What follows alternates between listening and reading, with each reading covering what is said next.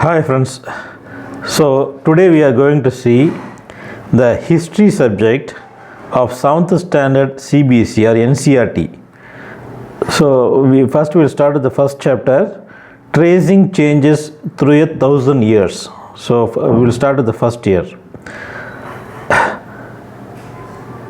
Now just to take a look at the maps here, okay, map 1, the section of the world map drawn by the geographer Al-Idrisi in the 12th century, showing the Indian subcontinent from land to sea. Take a look at the map 1 and 2. Map 1 is one was made in 1154 CE, that is okay, after Christ, okay, by the Arab geographer Al-Idrisi. Map 1 was made in 1154 CE, okay, that is after Christ, by the Arab geographer Al-Idrisi. The section reproduced here in detail in the Indian subcontinent from the larger map of the world. Map 2, okay, just you will see the map 2. This is map 2. This is map 2, okay. Map 2 was made in 1720 by the French cartographer. Okay, see, remember these words. In the 1720, the name cartographer is used. Here, Al-Idrisi, the word geographer is used. Arab geographer. See, for the first in 1154 is the word Arab. In the 1720 is the word French. In the 1154, geographer is used. In the 1720, cartographer is used. Okay. So remember these terms. The two maps are quite different, even though they are of the same area. In Al-Idrisi map, South India is where we could find North India, and Sri Lanka is at the top. Place names are marked in Arabic. Okay, and there are some well-known names like Kannauj in the Uttar Pradesh. There are some well-known names like Kannauj in Uttar Pradesh. Map 2 was made nearly 600 years after map 1, right? So the first map was made in 1154, the second map 1720, nearly 600 years after the first map, during which time information about the subcontinent has changed considerably. This map seems so familiar to us, and the coastal areas in particular are surprisingly detailed. Okay, the map was used by European sailors and merchants on their voyages. Voyages means travels, okay, when they travel from one place to another, that is called the voyage. Equally important is the fact that the science of cartography differed in two periods. Cartography is the art of drawing, okay, art of making sketches, okay. Cartography is the art of making sketches. So geographer is about a person who knows about the geography, has specialized knowledge about geography, land area, and everything like that. Whereas the French person is the one who is just a cartographer, or the person who draws the maps. So new and old terminologies. In the context, if the context in which the information is produced changes with time, what about the language and meaning? Historical records exist in a variety of languages which has changed considerably over years. Medieval Persian, for example, is different from modern Persian. The difference is not just with regard to grammar and vocabulary. The meaning of words also change over time. The term Hindustan, see this word, the term Hindustan. For example, today we understand it as India, the modern national state. The term was used in the 13th century by Minhaj-e-Siraj, a chronicler. Okay, see, remember these terms. Like we call somebody as a doctor, we call somebody as a mason, we call somebody as an electrician. Each of these people have a designation, so they have some work. So the Minhaj-e-Siraj is a chronicler, that is a storyteller. Okay, who wrote in Persian? He meant the areas in Punjab and Haryana, the lands between the Ganga and Yamuna. He used the term, that is the term Hindustan. Okay, he used the term in the political sense for the lands that were part of the dominions of Delhi Sultan. Actually, only after independence we got the name India. But previously we did not have the name India because each and every region, for example Karnataka, Tamil Nadu, Punjab, each and every state was ruled by a different kingdoms, different rulers. Okay. Only after the British or the Sultanates captured the country and united the country, slowly the term Hindustan was used by different historians. So we will see the history of the usage of the term Hindustan or Hind. Okay. The area which the Minhaji Siraj, the chronicler or storyteller, meant about the word Hindustan is the area occupied by the Delhi Sultanates. Okay, the area included this term, areas included in this term shifted with the extent of Sultanate, but the term never included South India. So when actually the area keeps increasing and decreasing based upon the number of areas the term the kings capture. Okay. Now, however, the South India was not part of this his mentioning of Hindustan. But by contrast, in the early 16th century, Babur used Hindustan to describe the geography, the fauna and the culture of inhabitants of the subcontinent. So, Babur is the great ruler who came from Afghanistan and captured the India. Now, he used the term Hindustan in the 16th century. Remember this? 16th century.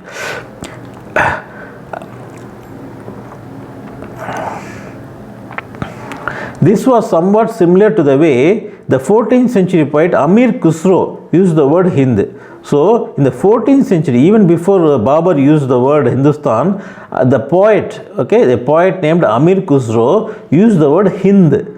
Okay, while the idea of the geographical and cultural entity like India did exist, the term Hindustan did not carry political and national meanings which we associate it today. Actually, though the word Hindustan and this entire region was mentioned as one region, considered as one region, in political terms, it was not actually used because each and every region was ruled by a different kings in different areas. Historians today have to be careful about the terms they use because they mean different things in the past. For example, the simple terms like foreigner, it is used today to mean someone who is not an Indian. In the medieval period, the foreigner was any stranger who appeared in a given village, someone who was not part of the society or culture. In Hindi, the term Pardesi might be used to describe a foreigner, and the term Agnabi is used in Persian. Okay, the term Agnabi is used in Persian to mean foreigner. So normally when we say the foreigner is a person who comes from a foreign land, some American or from Egypt or from Russia or from any other country, a person who comes from that country is called as a foreigner by us. But in the previous days, the word foreigner means if a person from a different region, okay, even for a given village, if he is from a different village, from who is or a person who is not known to that particular village, he will be called as a Pardesi or a foreigner in Hindi, okay, and Ajnabi in Persian. Okay, a city dweller therefore might have regarded a forest dweller as a foreigner. Okay, a person who lives in a city, a person who lives in a city will consider a person coming from a village because he is not known to that particular area or a city. So he will call him as a foreigner. Historians and their sources. Historians use different types of sources to learn about the past depending upon the period of their study and the nature of investigation. Last year, for example, you read about the rulers of Gupta dynasty and Harshavardhana. In this book, you will read about the following 1000 years, roughly from 700 to 1750. Okay, you will notice some continuity in the sources used by historians for the study in this period. They still rely on coins, inscriptions, architectures, records of this information, but there is also considerable discontinuity. The number and variety of textual records increased dramatically during this period. Okay, they slowly displaced other types of available information. Through this period, paper gradually became cheaper.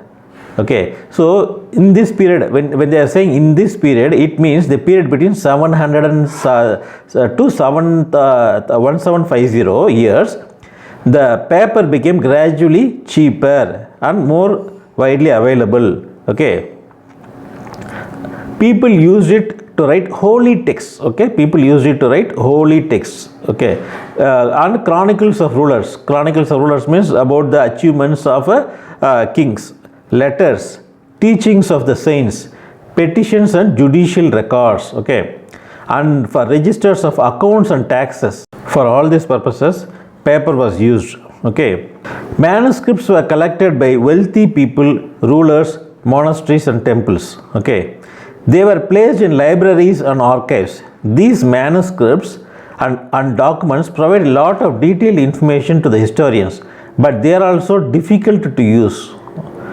There was no printing press in those days, so scribes copied manuscripts by hand.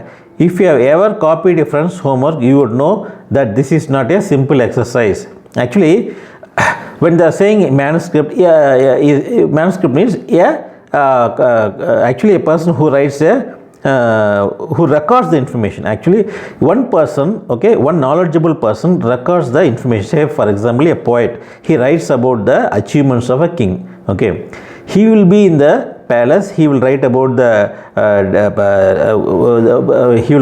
achievements of the king, where the king goes to a war, and what are the achievements he has made, which war he has won or which war he has lost, etc. And what are the culture being followed in that particular area. But one book alone is not sufficient, right? We need hundreds of books. Only then it can be, the message about the achievements of the king can be spread to the common people and to all the areas of the kingdom. So what they did is, those times we did not have a press. So in those situations, what is the only option left?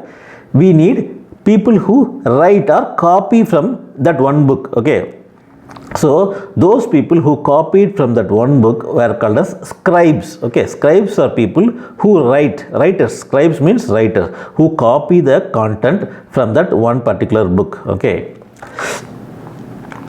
sometimes you cannot read. Okay, so if you are sometimes you cannot read your friend's handwriting and are forced to guess what is written. As a result, there are small but significant differences in your copy in your friend's work. Manuscripts copying is somewhat similar. As scribes copied the manuscripts, there are also they also introduced small changes, a word here, a sentence there. These small differences grew over centuries of copying until manuscripts of the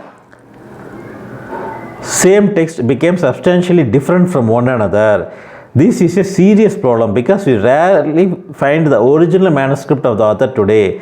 We are totally dependent upon the copies made by the later scribes. As a result, historians have to read different manuscript versions of the same text to guess what the author had originally written.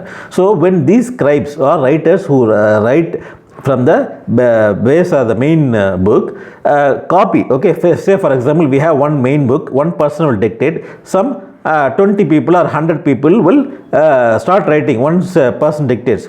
So each and every person's handwriting will definitely differ. So the presentation form and naturally the concentration, so everything will differ. Naturally so when the historians actually start writing the history, when they read about the ruler, a particular ruler, when they read about the achievements of a particular ruler from one book, actually the contents written in one book differs from another book, because the contents in the one book was written by one scribe and the another book was written by another scribe. So there is a slight differences that exist in the different books. So for the historians to compile a proper history, they are left with no other option but to read different the history of different scribes of the same period. So they had a lot of difficulty. Historians had a lot of difficulty because they had to write they had to read the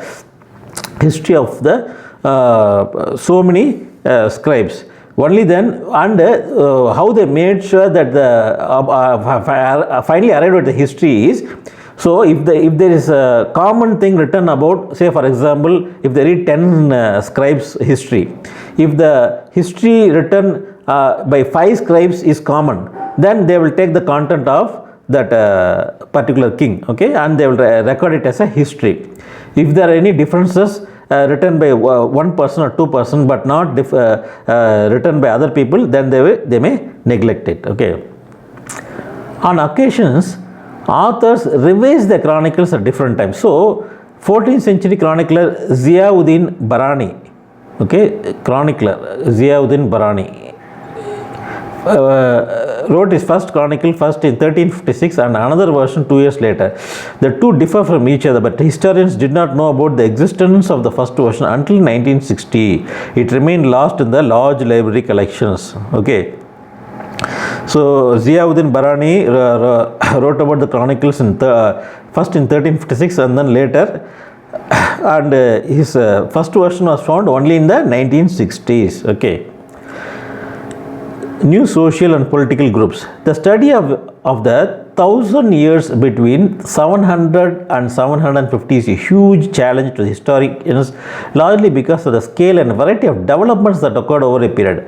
At different moments in this period, new technologies made their appearance, like the Persian wheel in irrigation, okay, Persian wheel in irrigation, spinning wheel in weaving. So we have to write it as, so these, whenever this kind of space is available in the book, kindly make sure you write it in these spaces, and remember, so that you need not read the book every page every time, okay. You may not have time during the examination. Write it and keep like this. For example, Persian wheel for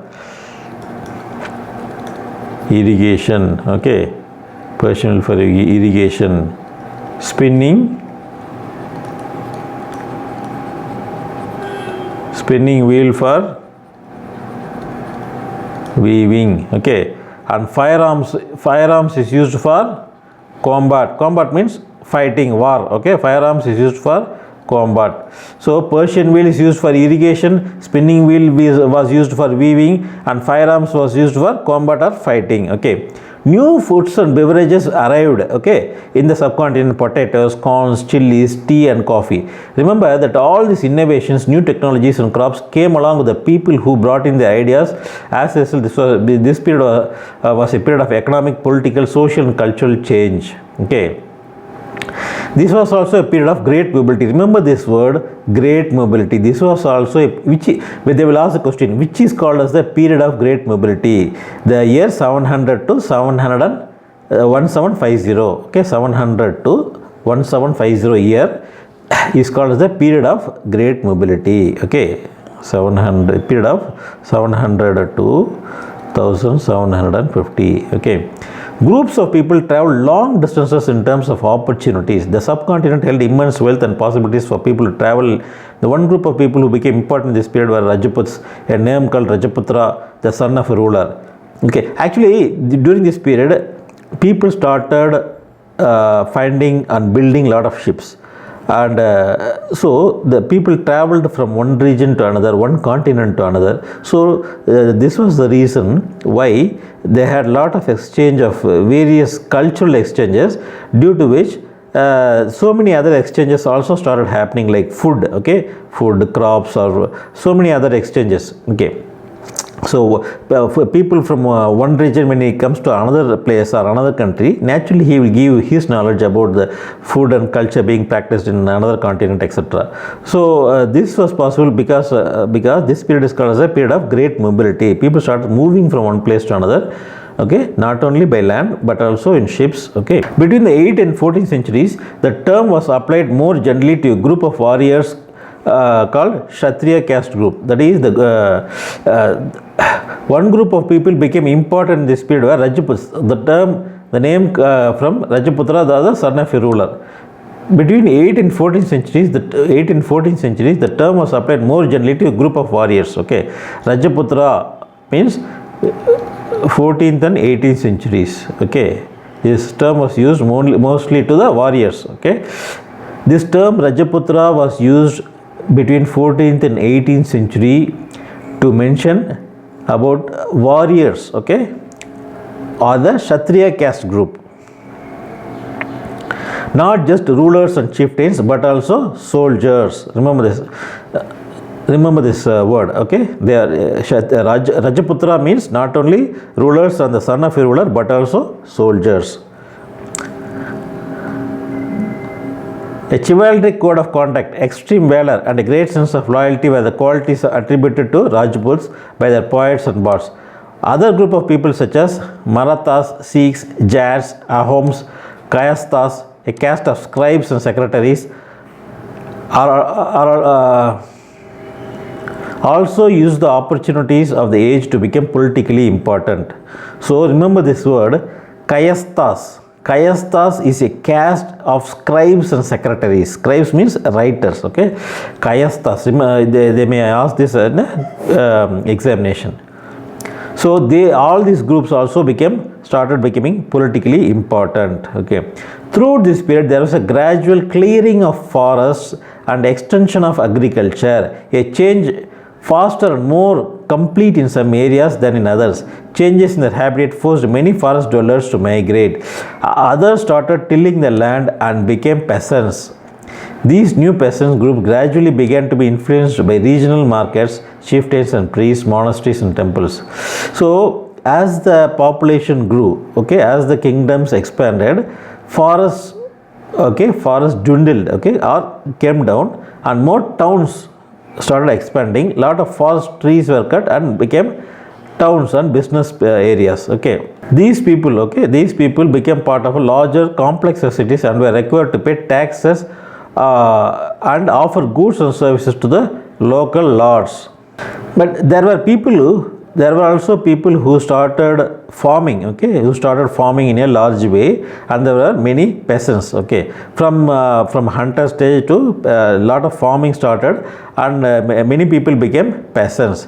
So when they became peasants, naturally they produced rice, wheat, etc. and food products, and they were influenced by the regional market. Once they make a product, naturally they have to sell it in the market. So they started to be influenced by markets, chieftains, priests and monasteries and temples, okay. They became part of a complex society. So once you start selling a product, naturally you have to be part of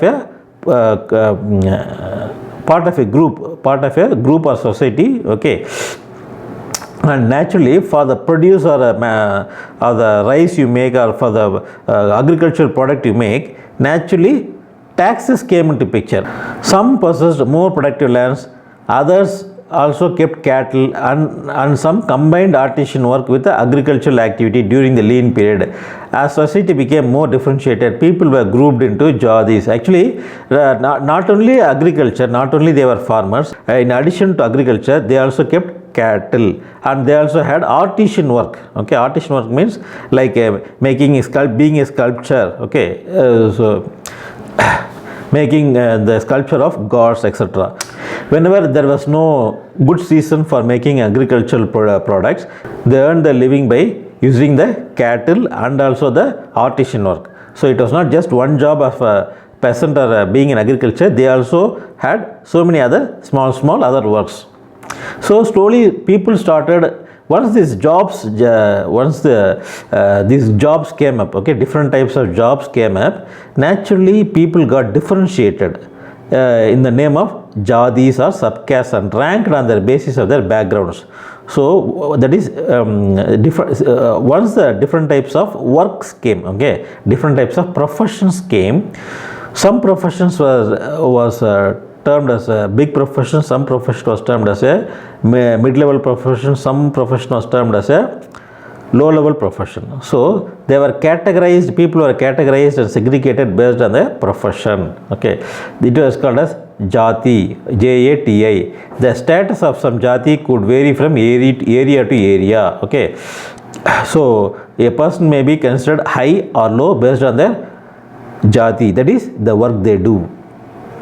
Jatis framed their own rules and regulations and to manage their conduct of their members. These regulations enforced by an assembly of elders, described in some areas as Jati Panchayat, But Jatis were also required to follow the rules of their villages. Several villages were governed by a chieftain. Together they were only a small unit of a state. So these people are a people of a same profession. Okay, say for example sculptors. So they all will have certain rules, set of rules and regulations. So that's what it means. Region and empire. Large states like those of Cholas, Tughlaqs, Mughals encompassed many regions. A Sanskrit Prahasti, praising the Delhi Sultan Ghiyasuddin Balban, exclaimed that he was the ruler of a vast empire that stretched from Bengal. Okay, that Bengal, in bracket they have given Gauda in the east to Ghazni in Afghanistan in the west, and included all of South India. A Sanskrit named Prahasti, okay, a Sanskrit named Prahasti has praised Ghiyasuddin Balban, saying that he ruled the region far east from Bengal from a region called Gauda to a region called Ghazni, okay, in Afghanistan, and all the region even till South India. People of different regions, Gauda, Andhra, Kerala, Karnataka, Maharashtra and Gujarat, apparently fled before his armies. Okay, he also has written the people of this region, okay, Gauda, Andhra, Kerala, Karnataka, Maharashtra people fled, okay, ran away before this army of Ghiyasuddin Balban. Okay,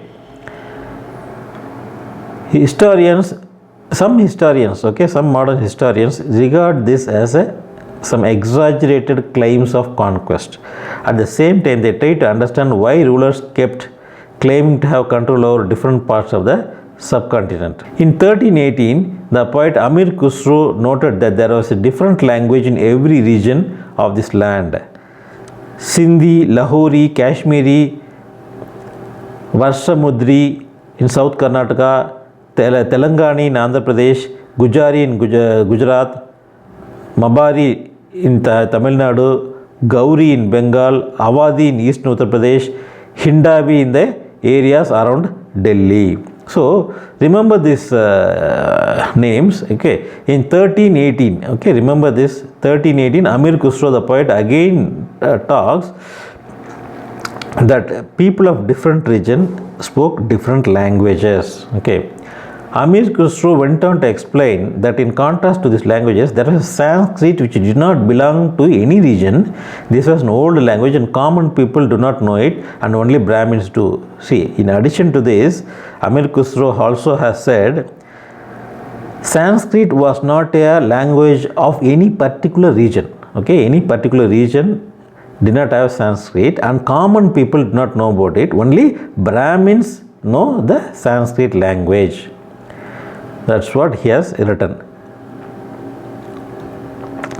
By 700, many regions already possessed distinct geographical dimensions and their own language and cultural characteristics. You will learn more about this in chapter 9. They were also associated with the specific ruling dynasties. There was considerable conflict between the states. Occasionally, dynasties like Chola, Khaljis, Tughlaqs and Mughals were able to build an empire that was pan-regional, spanning diverse regions. Not all of these empires were equally stable or successful. When the Mughal Empire declined in the 18th century, it led to the re-emergence of regional states. But the years of imperial pan-regional rule had altered the characteristics of the region. Across most of the subcontinent, regions were left with the legacies of big and small states that had ruled over them. This was apparent in the emergence of many distinct and shared traditions. In the realms of government, the management of the economy, elite cultures and language, through the 1,000 years between 700 and 1750, the character of different regions did not grow in isolation. These regions felt the impact of larger pan-regional forces of integration without ever quite losing their distinctiveness. So during this period between 700 and 1750, there was a lot of changes. One thing is one king will win over another king, and he will change the map, and not only there was the impact consequence between the regional kings, but also the incoming of the Mughals and also the British. So due to this there was a change, constant change between the areas ruled by the subcontinent, okay, by different people. Okay, different people during the different timeline. Though this country, though these regions were ruled by different people of different religion, these particular regions did not lose their distinctiveness. Okay, the distinctiveness means peculiarities or speciality. That's what it is being said. Old and new religions. The 1,000 years of history that we are exploring witnessed major developments in the religious traditions. People believe in the divine was sometimes deeply personal, but was more usually it was collective. Collective belief is a supernatural. In a supernatural agency, religion was often closely connected to the social and economic organizations of local communities. As the social worlds of these groups altered, so did their beliefs. It was during this period that important changes occurred in what we call Hinduism today. These included the worship of new deities, the construction of temples by royalty, and growing importance of Brahmins, priests as a dominant group in society. Their knowledge of Sanskrit texts earned the Brahmins a lot of respect in society. Their dominant position was considered by the support of their patrons.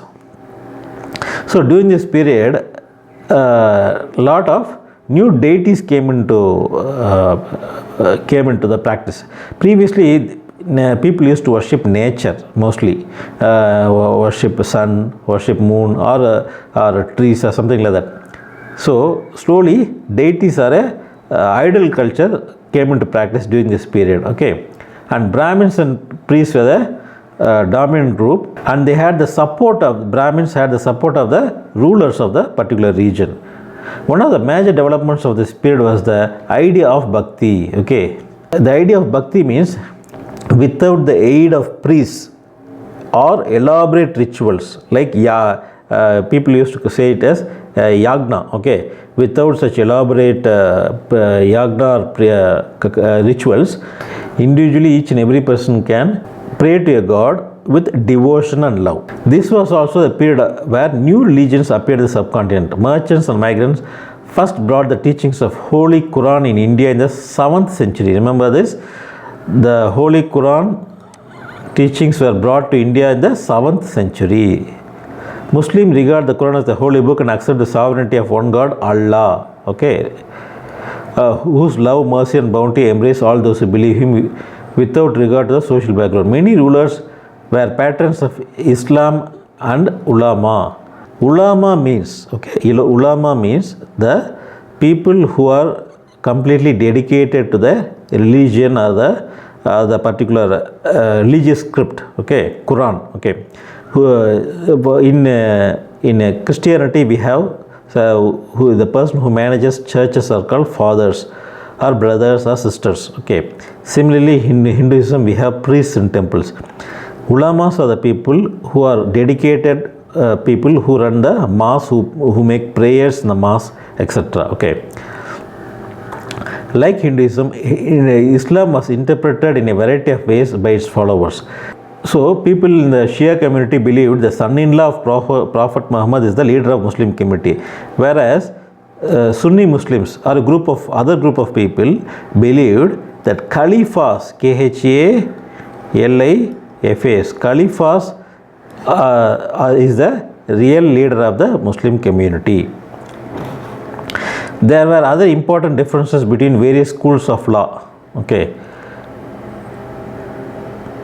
Hanafi, Shafi mainly in India, and the theology and the mystic traditions.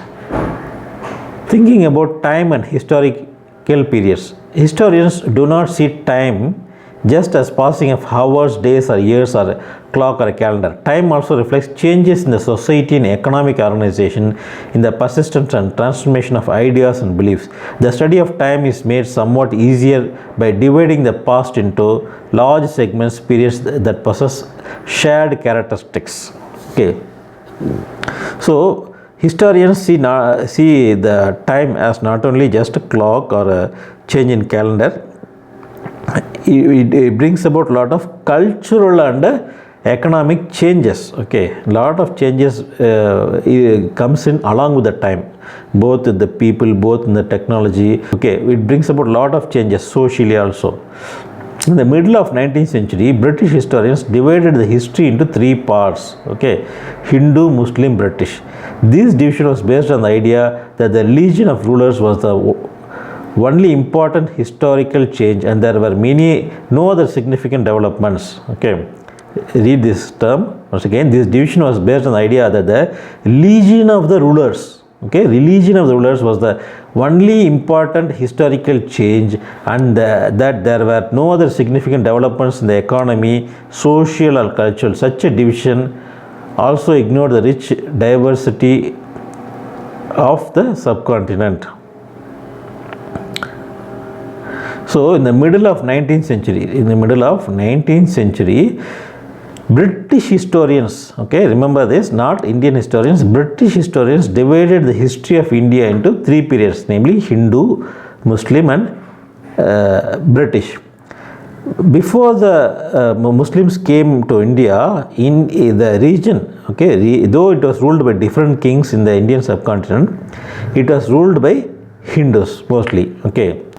After that, Muslims ruled the country for 350 years, around 300 to 350 years. Then the British ruled for nearly 250 years. So that's why historians record this time period as Hindu. Okay, the period in the history as being ruled by Hindus. Okay, till the coming of Muslims. Then Muslims ruled for 350 years, so it is called as Muslim. Then it is ruled by British for 250 years, so it is called as British. They divide it as three time periods. They divide it as three time periods based on which the history was written. Few historians follow this periodization today. Okay, even today this classification is used by many historians. Most look to the economical and social factors to characterize the major elements of different movements of the past. The historians you read last year included a wide range of early societies: hunters, gatherers, early farmers, people living in towns and villages, and early empires and kingdoms. The historians you will be studying this year are often described as medieval. You will find out more about the spread of peasant societies and the rise of regional imperial state formulation, etc. Here they have just, in this paragraph, they have just told about what we are going to read. These 1000 years of Indian history witnessed considerable change. After all, the 16th and 18th century were quite different from the 18th or 11th. Therefore, describing the entire period of one historical unit is not without its problems. The term medieval is often contrasted with the term modern period. Modernity carries the sense material progress and intellectual advancement. Okay, this seems to suggest that the medieval period was lacking in any change whatsoever, but of course we know this is not the case. So the period between 700 to 1750 is called as a medieval period. Okay, medieval history. The period after 1750 is termed as a modern history. Though a lot of advancements were made in the medieval period, in the 1000 years period, some historians say it is not there was not much changes that was brought about. Okay, but in the modern history, that is after 1750, lot of changes have been come about in the society very drastically. Okay friends, so I hope this video would have been useful for the 7th standard students of CBSE or NCERT. If you have any comments, kindly write it in the comment section, and kindly subscribe this channel and share it with your friends. Thank you. See you in the next video in the 2nd chapter. Okay friends, bye.